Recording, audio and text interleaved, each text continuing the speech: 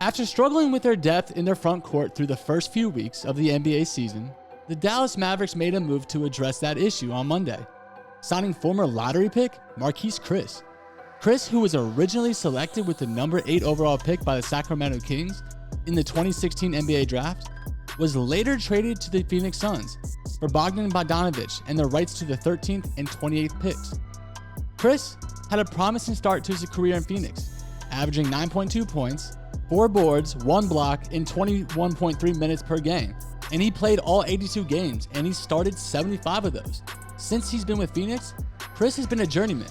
He's played for the likes of Houston Rockets, the Cleveland Cavaliers, and the Golden State Warriors. Marquesse had a resurgence of sorts in the 2019-2020 season, averaging a career-best 9.3 points per game to go along with 6.2 boards and 1.1 blocks in just over 20 minutes per contest. So the following season came to a quick end for Chriss, however, after he played just 2 games, averaging 6.5 points, 6.5 boards. In March of 2021, Chriss was traded to the San Antonio Spurs along with cash considerations for the draft rights to international prospect Cody Lulka, and was waived by San Antonio just a few days later. Before the beginning of the 2021-2022 season, Chriss signed with the Portland Trail Blazers, but he was waived after just 4 preseason games. I believe Marquesse Chriss could be a great addition, especially with where the roster is right now.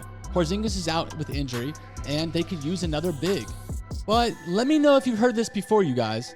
Luka Doncic could really use some more help, and the Dallas Mavericks front office doesn't seem to be in any hurry to make that happen.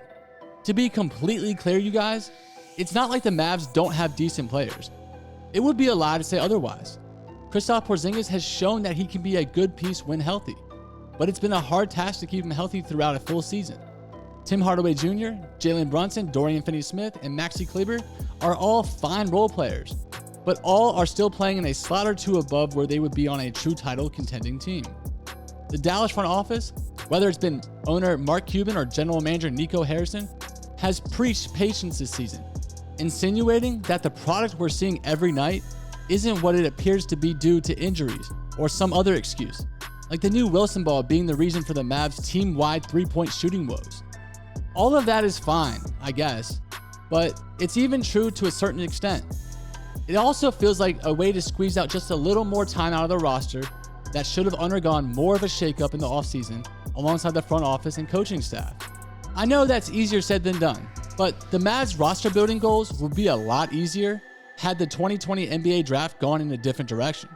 Dallas could have held on to Seth Curry, one of the league's best three-point shooters, instead of shipping him to Philadelphia for a player and a pick that are no longer a part of the organization a year later.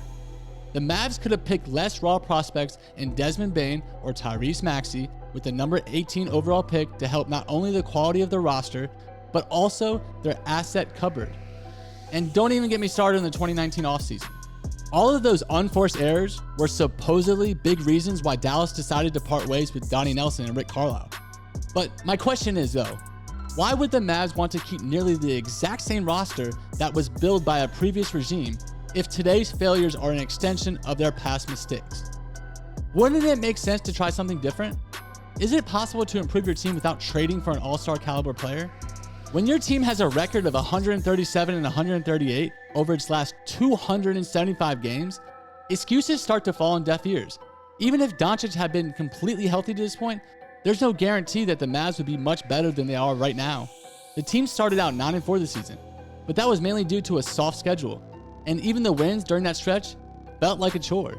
Now, I know there's no easy fix for the current version of the Mavs, given trade assets and draft capital they have to work with, especially if Kristaps Porzingis' foot soreness ends up being a bigger deal than what has been initially labeled.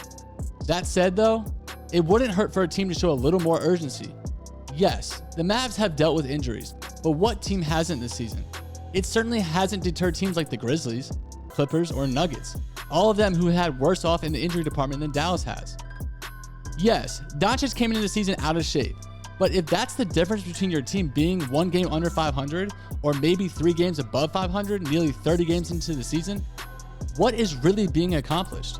Luka the Don loves the Mavericks organization and he loves the city of Dallas, and surely hasn't even thought about leaving yet. But also did too, LeBron James loved the Cavs organization and loved his beloved city of Cleveland, and yet he still chose to leave due to his front office not being able to build a more adequate contender around him. With Doncic having recently signed a 5-year Supermax contract extension, we're a ways off from this kind of thing being a legitimate concern. But as we've seen before, the moves, or lack thereof, that the Mavs make now could have a big ripple effect over the next couple seasons. Changes need to be made, and the urgency level needs to be heightened. This video is not a bashing against the Mavericks front office or any of the Mavericks players, but I guess you guys could agree with me. You are a little frustrated. We still love our team, but we want them to do better. We want them to be put in a better situation. In the comment section, you guys, can you answer me this one question? Do the front office or the Dallas Mavericks have what it takes to become a contender right now with the roster as is? But tomorrow we'll be back better than ever with some more Dallas Mavericks basketball. But you guys already know. Until then, I'll save y'all a seat. Peace.